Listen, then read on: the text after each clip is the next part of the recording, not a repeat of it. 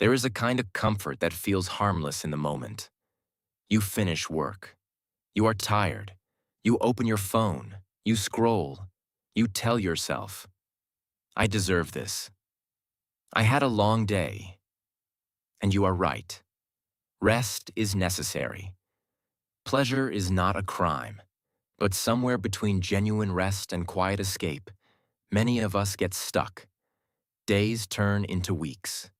You keep choosing the easiest option in front of you again and again. And then one day, you wake up with a strange feeling. Your life is not a disaster. But it is also not what you hoped. The future you dreamed of feels farther and farther away, not because you are incapable, but because comfort has been eating it in small bites. Today, we are going to talk about this. Not to shame you, but to bring something into the light that many people live without naming.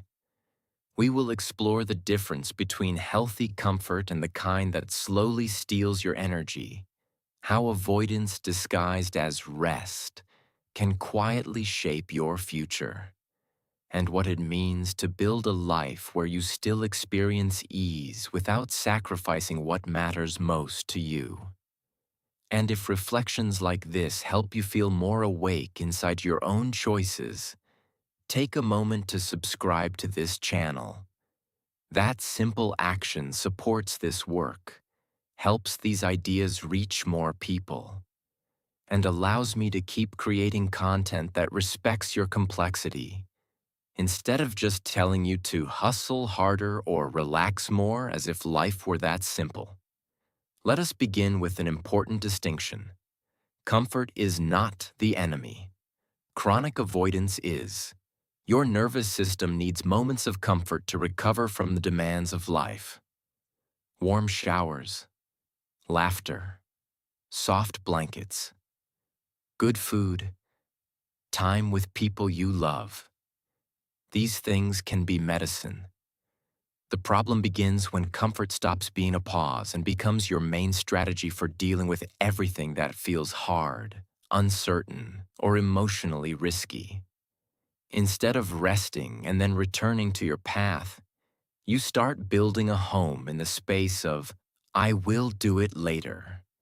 You avoid difficult conversations. You avoid looking at your finances. You avoid starting the project. You avoid setting a boundary. You stay where things feel familiar, even if familiar is slowly hurting you. This kind of comfort does not feel dramatic. It feels soft. A little more video, a little more delay, a little more silence instead of honesty. But over time, those small choices shape your direction. Comfort costs your future when it becomes more important than your values, more important than your growth, more important than the person you are trying to become. To see this more clearly, let us look at a few quiet ways comfort can take over. One is the comfort of distraction. Whenever a painful feeling shows up, you reach for something that takes your attention away. Your phone, food, work, alcohol, noise. You tell yourself you are relaxing, but what you're really doing is preventing yourself from feeling what needs to be felt. Grief, fear, loneliness, frustration. The more you avoid these emotions, the less you know yourself. And the less you know yourself, the harder it is to make choices that truly fit who you are. Another form of comfort is the comfort of low expectations. You convince yourself that wanting more is dangerous. If I do not expect much, I will not be disappointed. So you stay in jobs that drain you, relationships that numb you, habits that shrink you. You call it being realistic, but sometimes it is actually being scared. Scared to hope, scared to fail, scared to risk being seen trying. The comfort of low expectations costs your future because it keeps you far from opportunities that require you to show up fully. There's also the comfort of old identity. You have a story about yourself that feels safe because it is familiar. I am the shy one. I am the messy one. I am the one who never finishes anything. I am the one who always gets hurt. Even when these stories hurt you, they can feel more comfortable than the effort to write a new chapter. Because changing who you believe you are means letting go of a version of yourself that has kept you company for years.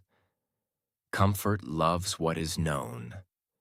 The future asks for something else. It asks for movement. Not constant, frantic movement, but honest movement in the direction of what you value. So, how do you begin to break the quiet contract you have made with comfort when it is no longer serving you?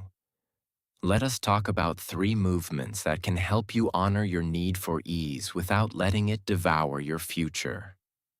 First movement. Tell the truth about your comfort. As long as you call avoidance by other names, it will be very hard to change. You might say, I am just tired.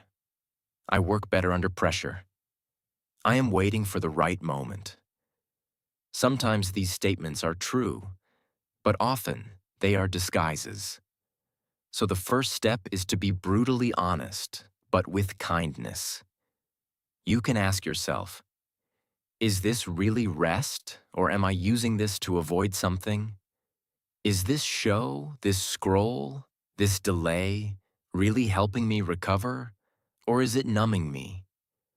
You can even write down the activities that you know are your personal comfort traps. Maybe it is endless social media. Maybe it is changing plans at the last minute. Maybe it is saying, it is fine, when it is not. Naming them reduces their power to operate in the dark. The goal is not to eliminate all comfort. It is to see where comfort has become a wall between you and the life you say you want. Second movement. Create discomfort on purpose in small doses. This might sound strange. Most of us spend our lives trying to avoid discomfort. But if comfort has been running your life, you need to teach your nervous system that you can survive stepping outside of it. You do not start with huge leaps. You start with small, intentional acts of meaningful discomfort. For example, if you always avoid honest conversations, a small act could be telling one person how you truly felt about something, even if your voice shakes. If you always delay your important work until the last minute, a small act could be working on it for 15 minutes before you open your distractions. If you always stay silent in groups, a small act could be sharing one thought in a meeting or in a class, even if your heart beats faster. These are not random discomforts. They are chosen in the direction of the future you care about. What you are training is not just your behavior, but your nervous system. You are teaching it. We can feel this discomfort and not die. We can survive the awkwardness, the uncertainty, the possibility of not doing it perfectly. With repetition, the discomfort does not disappear, but it becomes more familiar, less paralyzing. You expand your capacity to stay present in situations that once sent you running back to comfort. Third movement. Design your environment to support your future, not only your impulses. We often think that our choices are purely about willpower. But in reality, your environment plays a huge role. If your phone is always within reach, full of apps designed to capture your attention, it will be much harder to choose anything but comfort. If your workspace is a chaos of distractions, starting meaningful work feels heavier. If your evenings have no structure, comfort will decide for you. So instead of blaming yourself for every slip, ask, how can I make the future I want a little easier to choose, and the comfort that hurts me a little harder to access? This might mean removing 1 or 2 apps from your phone, charging your phone in another room at night, preparing your work materials in advance so that when you sit down, the first step is obvious, scheduling a specific hour for the task you keep avoiding, and treating it like an appointment with your future self. Placing something visible in your environment that reminds you of the person you are trying to become. A sentence, a photo, a note to yourself. These changes may seem small, but they reduce the number of times you need to wrestle with the same choice. They create a gentle tilt toward the life you are building. Now, there is something important to acknowledge. Sometimes, people stay in comfort not because they are lazy, but because they are exhausted, burned out, or still healing from deep pain. If your nervous system has been through a lot, rest is not a luxury, it is survival. In these seasons, you may not be able to push yourself the same way others do. That is okay. The invitation is not to hate comfort, but to be honest about whether it is truly restoring you or slowly draining you in another way. Sometimes, the most courageous step is to ask for support, to tell someone, I am stuck. I want to move, but I do not know how. You do not have to break the pattern alone.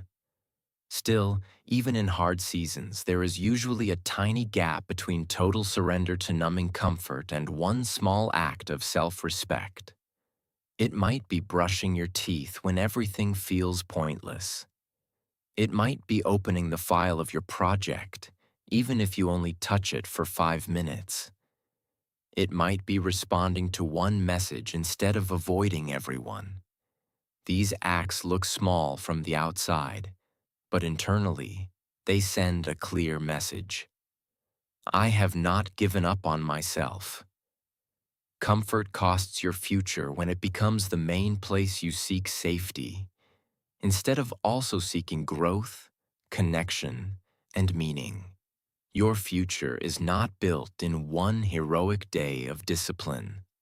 It is built in the quiet moments when you choose the slightly harder thing that aligns with your values, instead of the slightly easier thing that only numbs the present. You will not get it perfect. Some days comfort will win. You will binge the show, skip the task, avoid the talk. When that happens, punishing yourself only feeds the cycle. Shame loves to push you back into hiding. Instead, you can say, okay, today I chose comfort in a way that does not feel good to me. What is one small step I can take tomorrow to move in a different direction? The goal is not a life without ease, but a life where ease does not rule over everything, where rest and effort both have their place, where you can enjoy the softness of the present without sacrificing the strength of your future. Comfort will always call you. It will offer the shorter path, the softer chair, the familiar feeling of not trying too hard. Your task is not to demonize it, but to answer with clarity, to say, sometimes I will choose you, but not at the cost of the person I am becoming. In the end, your future is not only what happens to you, it is also what you build day by day with your choices. Some days, those choices will be brave and visible. Other days, they will be quiet and small. Both count. Comfort costs your future only when you forget that you have a say. You do. Even now. In this season, with your limitations, with your history, you still carry the ability to choose one action that honors your future self more than your temporary comfort. And that, repeated over time, is how a different life begins. See you next time.